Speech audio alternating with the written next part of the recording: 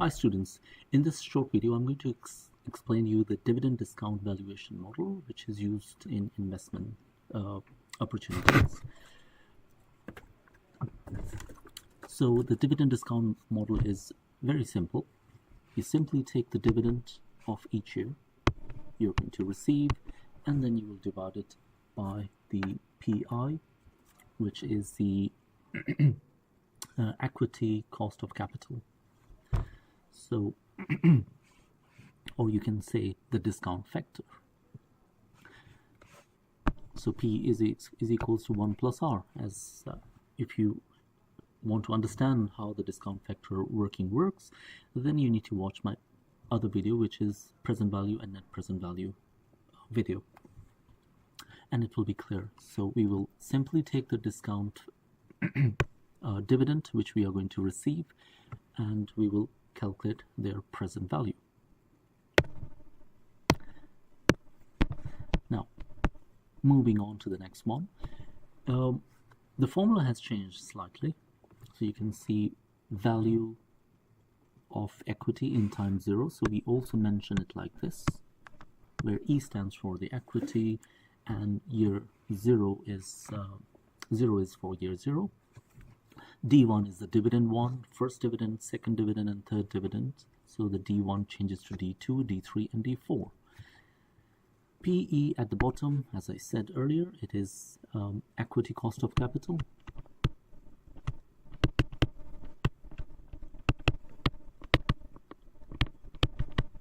So this will be given to you in the exam, or if you are doing an example, it will be given to you. And G is the growth. So where is this growth coming from? So the Gordon's growth model suggests that the dividend will continue to grow forever. So therefore, to work out the growth, we will have to use this formula, which is 1 plus the growth rate. Now the growth rate will be given. Moving on to this example, I'll explain you how it works. So imagine you are expecting to receive £2 per share as a dividend. So the whole purpose is to work out the valuation based on the dividend you are going to receive, because dividend will be your cash inflow. So you're going to receive £2 dividend each year, and you expect this to grow by 5%. So we are assuming that the £2 will grow by 5% each year. If the investor expects a return of 10%, so this is the rate of return, the cost of capital, 10%. So using the formula which I showed you over here, D1 divided by PE minus G. So D1 will be 2 divided by 10%, which is cost of capital, minus 0.05, and you can see the value is £40, which means that if we are going to receive dividend forever, then the value of that £2 which we are going to receive forever, we do not know how long, and the present value of that future cash flows is £40 today. Now remember that we are using the discount rate, and if you see the discount rates, they are decreasing over the number of years. So this table goes up to 15 years. So you can see it started from 0.909 and it has gone down all the way up to 0.239. So if we are going to receive a dividend of £2 each year forever, the value of those £2 will be multiplied by the discount factor, and therefore the final value is 40. Now we have worked out 40 is the future value, the intrinsic value, or this is the value of the share or the benefit I'm going to get. Now if the market value of that share price is 35 today, then that means it is undervalued and it's good to buy. It's a good investment. Buy at 35 and receive £40 in future. But that future is not going to be very soon. That will take years, because we are assuming in this formula that it is going to grow forever. But if the share price is valued at 45, that means the share, you're buying an expensive share today, and in future years you will be receiving £40, and that's not a wise decision. So it's overvalued, therefore do not buy that share. Now moving on to the next slide, the dividend discount model again. So this leads to a perpetuity valuation model. We assume that the investment is held forever, and therefore the terminal value is not required. So we are assuming that the terminal value is not required. Terminal value is the final value which we are going to get, because if it is forever, then there is no final value. So that's why it says it is not required, because it's forever. If it was for 3 years or 4 years investment, I could have worked out what is the present value. And again, if you have watched my present value video, I showed you the calculation here. This is the project for 5 years, so I knew that the deadline is 5 years. So in the 5th year, I'll get all my money back.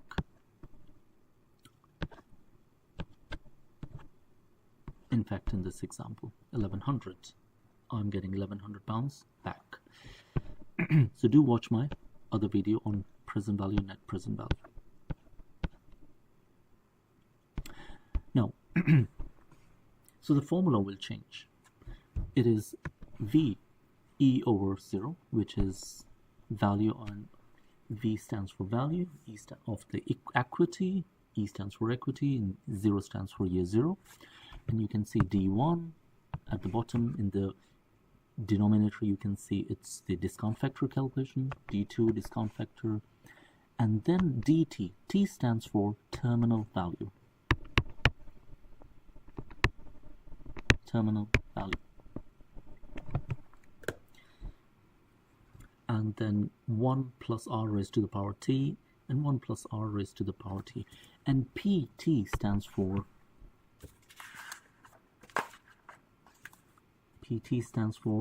the period t, the dividend in period t.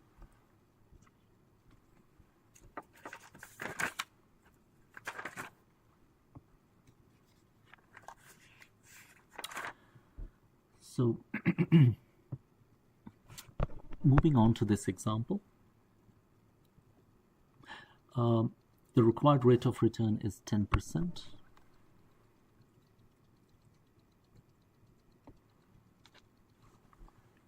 So 10%. So PT is the terminal value, price of terminal value.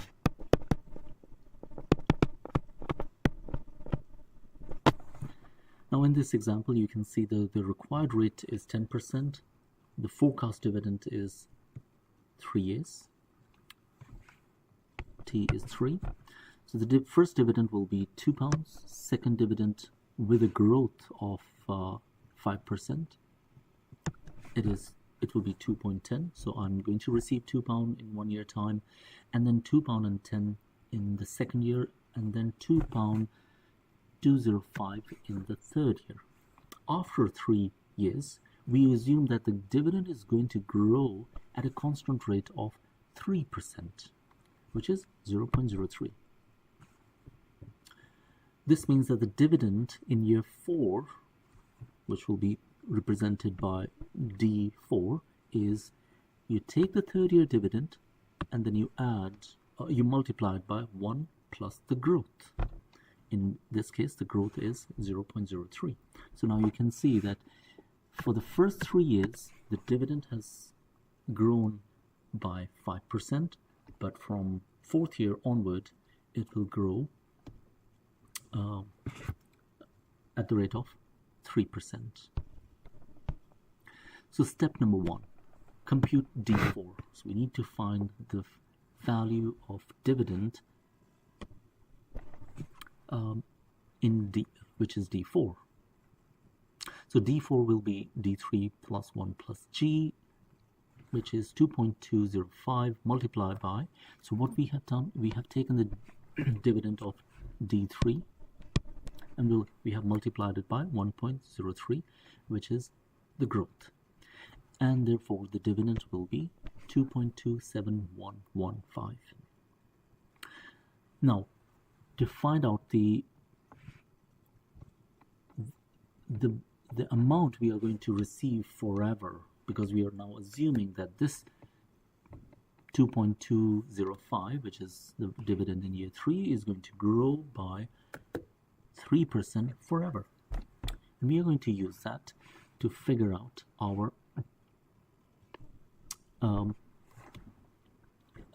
terminal value.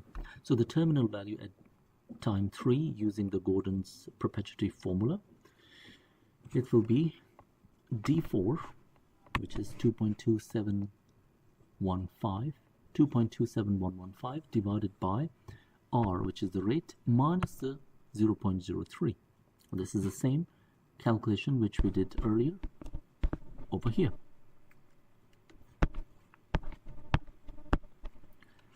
So the final answer is 32.445.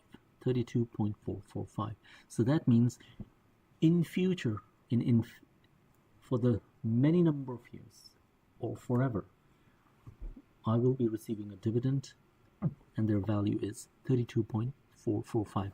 Remember, I explained you earlier about the discount factor table. The discount factor rate keeps on dropping over the number of years.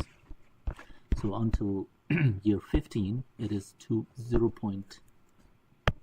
you can see it is 0.239. In year 16, 17, 18, 19, 20, 21, up to 30, 35, it will further go down. And based on that, we have worked out that the value of that dividend, which is going to grow by 3%, the present value is 32. The value of that is not the present value. I'll work it out later. That value will be 32.44. Now what we are going to do next is we have worked out that in year 1 we are going to receive £2. In year 2 it will be 2.1. In year 3 it will be 2.0205. And in year 4 we have worked out 32.445. So now we have got 4 figures. Here they are: £2, 2.1, 2.205 and 32.445. Now we will calculate the present values. And as mentioned earlier, we'll divide it by the cost of capital raised to the power n, which is the number of years. Well, in year 1 we never write raised to the power 1 because the answer is the same. In year 2 it will be 1.1 raised to the power 2. In year 3 it will be 1.1 raised to the power 3. And then we will take the terminal value, which is 32.445, divided by 1.1 raised to the power 3. The reason we are doing this is because we only know up to 3 years what are we going to receive. After 3 years, we do not know. So we cannot put any raised to the power 3. Instead of raised to the power 3, we cannot put any other value. So we need to put 3, because that is the point where we are standing and trying to work out the future values. So the present value is 24.38333. So you can see all the present values are here. If we add all of them, it comes out to be 29.5946. Now, the answer is the value of that equity today is 29.55. Now the important question, what does it tell us? Here is a good table for you. So this is the value which we calculated, the market value today. And if this is what 29.59 we have calculated, that this should be the value of our investment. Now if the market value, if the company has advertised or they're selling their share at £32, then that means it's overvalued. We should not invest. If the company is giving us that share for £27 and we have worked out that their market value should be 29.59, but the company, or you can say the seller, is giving us for £27, that means it is undervalued. So we have worked out their intrinsic value. So 29.59 is the intrinsic value, what we are going to get in future. So that means it is undervalued. So it's a good price. We should buy it.